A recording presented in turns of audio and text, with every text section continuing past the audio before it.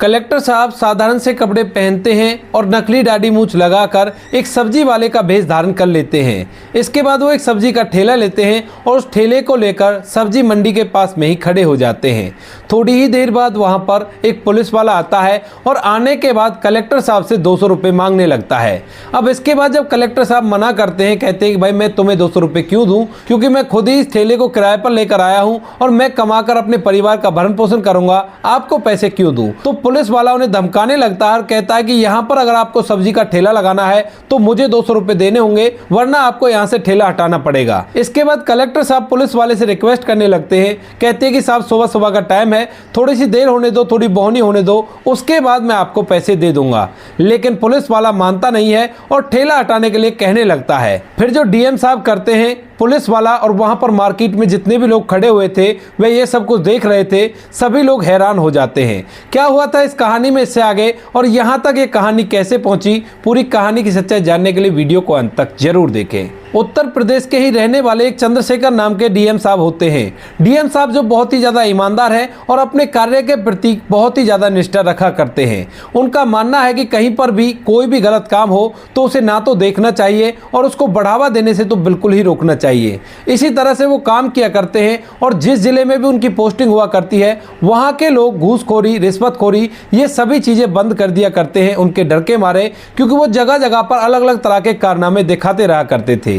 इसी दौरान चंद्रशेखर जी की पोस्टिंग लखनऊ के अंदर हो जाती है और लखनऊ में आकर वो अपना कार्यभार संभालने लगते हैं। अब चंद्रशेखर जी की पोस्टिंग जैसे लखनऊ में होती है तो यहाँ पर आने के बाद भी वो उसी तरह से काम करने लगते हैं। तो वो सोचते हैं कि यहाँ पर भी कोई भी करप्शन नहीं होना चाहिए, अगर कोई भी छोटी मोटी बात उन्हें पता चलती है तो उस पर फौरन एक्शन लिया जाता है। इसी तरह से वो काम करते रहते हैं और पोस्टिंग हुए लगभग उन्हें 15 दिन बीत जाते हैं। अब डीएम साहब के चर्चे थे और यह बात जैसे ही लखनऊ के निवासियों को पता चलती है कि डीएम साहब आ गए हैं और डीएम साहब किसी भी गलत काम को बर्दाश्त नहीं किया करते हैं, तो वो लोग इस बारे में चर्चा करने लगते हैं। लखनऊ में एक चौक मंडी के नाम से सब्जी मंडी है और वहीं पर दो बुजुर्ग व्यक्ति आपस में बातें कर रहे थे एक रेडी पर खड़ा होकर और कह रहे थे कि डीएम साहब बड़े ईमानदार हैं और वो जरा सी भी गलत बात को बर्दाश्त नहीं किया करते हैं। उन्होंने पहले से भी अपना काम ईमानदारी से किया है और यहाँ पर भी ईमानदारी के साथ लखनऊ शहर को क्राइम मुक्त करा देंगे।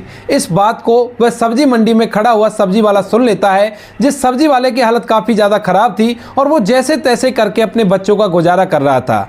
रेडी वाला इस बात को सुनकर बहुत कुछ सोचने लगता है और फिर उसे लगता है कि ऐसा नहीं होगा, ये तो वैसे ही बात कर रहे हैं, दिखाने का कुछ और होता है और अंदर की बात कुछ और होती है। ऐसा सोचकर वो अपने काम धंधे में लग जाता है। लेकिन थोड़ी देर बाद दो व्यक्ति और इस बारे में बात करते हुए से मिल जाते हैं। अब जब रेडी वाला दूसरे व्यक्तियों के मुंह से वही जिक्र सुनता है तो वो सोचने लगता है कि हो सकता है डीएम साहब ईमानदार हो तो क्यों ना इनसे मिला जाए।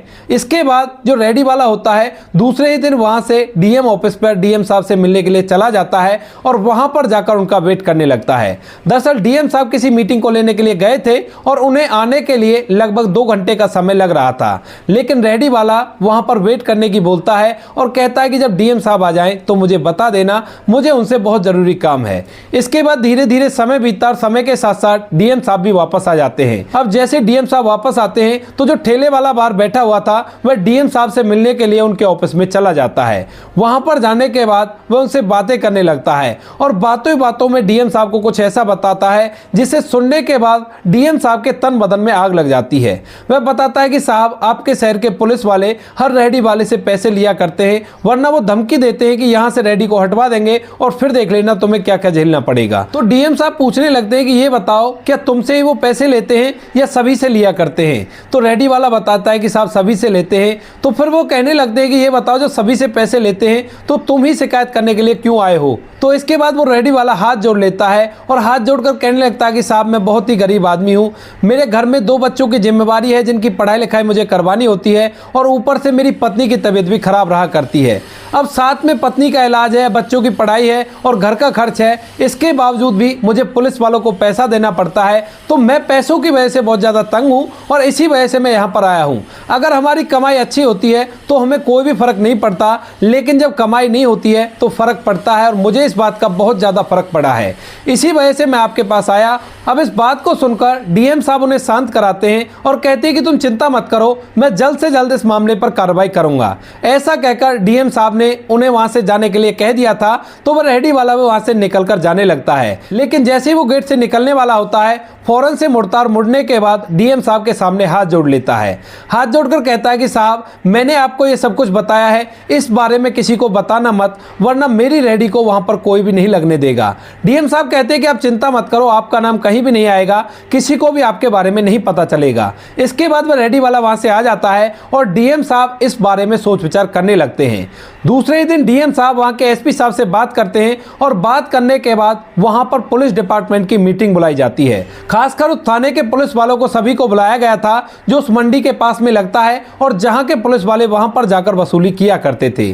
पुलिस वाले वहां पर आ जाते हैं और डीएम साहब सभी से इस बारे में जिक्र करते हैं, तो पुलिस वाले साफ साफ मना कर देते हैं, कहते हैं कि साहब ऐसा कुछ नहीं है, शायद आपको किसी ने गलत इंफॉर्मेशन दी है। इसके बाद डीएम साहब कहने लगते हैं कि हो सकता है उसने गलत इंफॉर्मेशन दी हो, लेकिन तुम लोगों को आगाह करने के लिए मैंने बुलाया है कि इस तरह के काम बिल्कुल भी मत करना, अगर ऐसा कुछ होता है तो फिर देख लेना तुम्हारे साथ क्या होगा। ऐसी वार्निंग देकर डीएम साहब वहां से चले आते हैं और पुलिस डिपार्टमेंट अपने अपने काम में लग जाता है। इसके बाद जो डीएम साहब हैं वह सोचने लगते हैं कि पुलिस वाले मना कर रहे हैं और वह व्यक्ति बता रहा था और उसकी आंखों के आंसू ये बात की गवाही दे रहे थे कि वो सही कह रहा है, अगर वो झूठ बोलता तो अपना नाम आगे आने से क्यों मना करता। इसके बाद जो डीएम साहब हैं वो खुद इस बारे में काम करने की सोचते हैं। वो सोचते हैं कि मैं खुद जाऊंगा और खुद जाकर ये देखूंगा क्या ऐसा होता है या नहीं होता। इसीलिए दूसरे ही दिन डीएम साहब अपनी एक छोटी सी टीम का गठन करते हैं और सभी लोगों से कहते हैं कि तुम लोग साधारण कपड़े पहन लो, जो भीड़ के अंदर घुल मिल जाओ। इसके बाद डीएम साहब खुद अपने भेष को पूरी तरह से बदल देते हैं,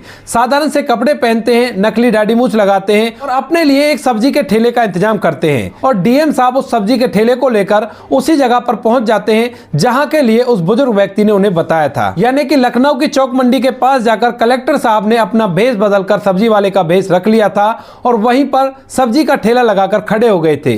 वहां पर वो सब्जी वालों की तरह ही आवाज लगा लगाकर सभी को सब्जी बेच रहे थे और बेचते बेचते उन्हें थोड़ी देर हो जाती है। थोड़ी देर बाद वहां पर एक पुलिस वाला आता है और पुलिस वाला आकर डीएम साहब जो कि फिलहाल सब्जी वाले के भेष में हैं उससे कहने लगता है कि हाँ भाई, कहां से आए हो, नए नए लगते हो।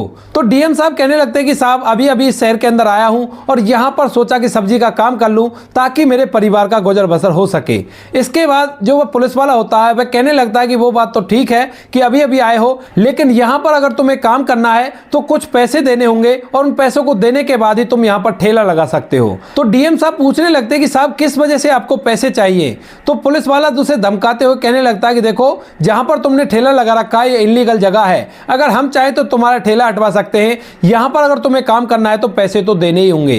तो डीएम साहब और सब्जी वालों की तरफ इशारा करते हैं और कहते हैं कि ये लोग भी तो यहां पर ठेला लगाकर खड़े हुए हैं, इनसे तो आपने पैसे मांगे ही नहीं और मुझसे पैसा मांगने के लिए आ गए। तो पुलिस वाला कहता है कि इनसे भी पैसे लेते हैं और इन्होंने हफ्ते का फिक्स कर रखा है और हफ्ते में एक बार इनसे उगाई होती है, इन सभी से पैसे ले रखे हैं और तुम्हें भी ये पैसा देना होगा। इस बात को सुनकर डीएम साहब को गुस्सा तो बहुत आता है, लेकिन फिर भी वो अभी तक पुलिस वाले को कुछ भी महसूस नहीं होने देते हैं और उनसे रिक्वेस्ट करने लगते हैं। कहते हैं कि साहब अभी तो मेरे पास पैसा नहीं है, आप शाम को आ जाना, शाम को अगर कमते हैं तो मैं आपको दे दूंगा, अगर पैसे की कमाई नहीं हुई तो फिर आप कल ले लेना मेरे से। लेकिन जो पुलिस वाला है वो उसे धमकाने लगता है और कहता है कि अरे नहीं नहीं, ऐसे सभी के बहाने होते हैं और तुम्हें पैसे आज ही देने होंगे। जब कलेक्टर साहब देखते हैं कि पुलिस वाला नहीं मानने वाला है तो वो उससे कहने लगता है कि साहब आपको तो अधिकार ही नहीं है हमारे ठेले को यहाँ से हटवाने का, ये काम तो नगर पालिका वालों का होता है। अब इस बात को सुनते ही जो पुलिस वाला होता है उसे और भी ज्यादा गुस्सा आ जाता है और वो कहने लगता है कि तुम अब मुझे कानून सिखाओगे, एक तो पैसे नहीं दे रहे, ऊपर से मुझे कानून और सिखा रहे हो, एक मिनट रुको मैं तुम्हें अभी बताता हूँ। इसके बाद पुलिस वाला फोन मिलाता है और फोन मिलाने के बाद नगर पालिका से दो व्यक्तियों को वहां पर बुला लेता है। अब नगर पालिका वाले आकर डीएम साहब को धमकाने लगते हैं और कहते हैं कि हटाओ यहाँ से ठेला, यहाँ पर ठेला लगाना इलीगल है, अगर तुम्हें ठेला लगाना है तो साहब जैसा कह रहे हैं वैसा मानना होगा। अब डीएम साहब जब इस बात को देखते हैं कि इन दोनों की मिली भगत है तो उन्हें और भी ज्यादा गुस्सा आता है, लेकिन फिर भी वो नगर पालिका वालों से कहने लगते हैं कि साहब मैं गरीब आदमी हूँ, मेरे बच्चे घर पे भूखे बैठे हैं और उनके लिए मुझे कुछ पैसा कमाना होगा, अभी तो मेरे पास 1 रुपया भी नहीं है, जो कुछ पैसे थे उनसे सब्जी खरीद ली है और ये ठेला भी किराए का है, तो आज मुझे शाम तक की मोहलत दे दो, मैं शाम को इनके पैसे दे दूंगा। लेकिन नगर पालिका वाले उसके ठेले ठेले को धकेलने लगते हैं और गिराने की कोशिश करते हैं। तभी जो कलेक्टर साहब होते हैं वो एकदम जोरदार आवाज में उन्हें रोकने के लिए कहते हैं और एकदम से अपने साथियों को, जो साथी उनके इधर उधर फैले हुए थे, उनको आवाज लगाकर वहां पर बुला लेते हैं। वो आने के बाद उन तीनों जन को एक साथ में पकड़ लेते हैं और पकड़ते ही डीएम साहब अपनी दाढ़ी मूंछ निकाल देते हैं और अपने असली भेष में आ जाते हैं। अब जैसे जो पुलिस वाला सामने खड़ा हुआ था, डीएम साहब से पैसे मांग रहा था, वो डीएम साहब को देखता तो एकदम से हैरान हो जाता है, क्योंकि अभी अभी डीएम साहब ने पुलिस वालों की मीटिंग ली थी और वहां पर ये पुलिस वाला भी मौजूद था। एकदम से पुलिस वाला डीएम साहब को पहचान जाता है और हाथ जोड़कर उनके सामने गिड़गिड़ाने लगता है। कहता है कि साहब मुझे माफ कर दो, मुझसे बहुत बड़ी गलती हो गई और आगे से ऐसा कुछ नहीं होगा। लेकिन डीएम साहब उस पर जरा भी रहम नहीं दिखाते हैं और अपनी टीम से उन सभी को गिरफ्तार करवा देते हैं। गिरफ्तार करवाने के बाद उनके खिलाफ उचित कार्रवाई की जाती है और सभी को सस्पेंड कर दिया जाता है अपनी अपनी ड्यूटी से।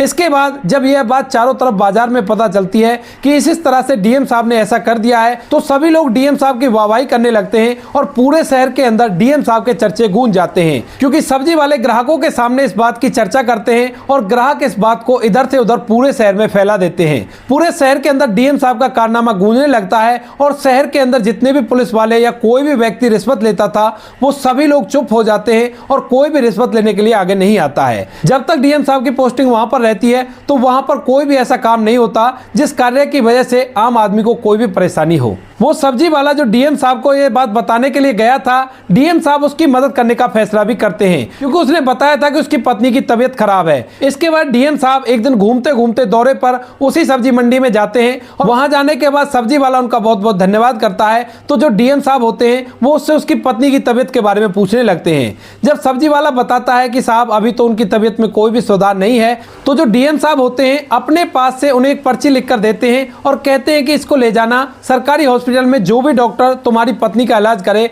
उसको ये पर्ची दे देना और उसके बाद तुम देखना।